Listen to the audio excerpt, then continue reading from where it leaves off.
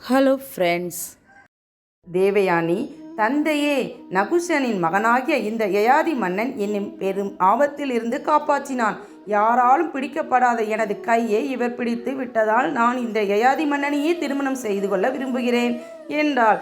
தன் மகளின் வேண்டுகோளை ஏற்றுக்கொண்ட சுக்கராச்சாரியார் யயாதி மன்னனுக்கும் தேவயானிக்கும் திருமணம் செய்து வைத்தார். பிறகு விருஷபர்மாவின் மகளான ஷர்மிஷ்டை பற்றியும் சுக்கராச்சாரியார் யயாதிக்கு அறிமுகம் செய்து வைத்து பேசினார். யயாதி மன்னா, இந்த ஷர்மிஷ்டை ஒரு ராஜகுமாரி ஆவாள். ஆகவே நீ அவளிடம் தகுந்த மரியாதையுடன் நடந்து கொள்ள வேண்டும். எந்த காரணத்தை கொண்டும் நீ ஷர்மிஷ்டையிடம் தவறு செய்யக்கூடாது என்று சுக்கராச்சாரியார் கூறினார். சிறிது காலம் சென்ற பிறகு யயாதிக்கும் தேவயானிக்கும் ஒரு குழந்தை பிறந்தது. அந்த குழந்தையை சீரும் சிறப்புமாக வளர்த்து வந்தனர். இதை கண்ட ஷர்மிஷ்டை தானும் திருமணம் செய்து கொண்டு குழந்தை பாக்கியம் பெற வேண்டும் என்று நினைத்தாள்.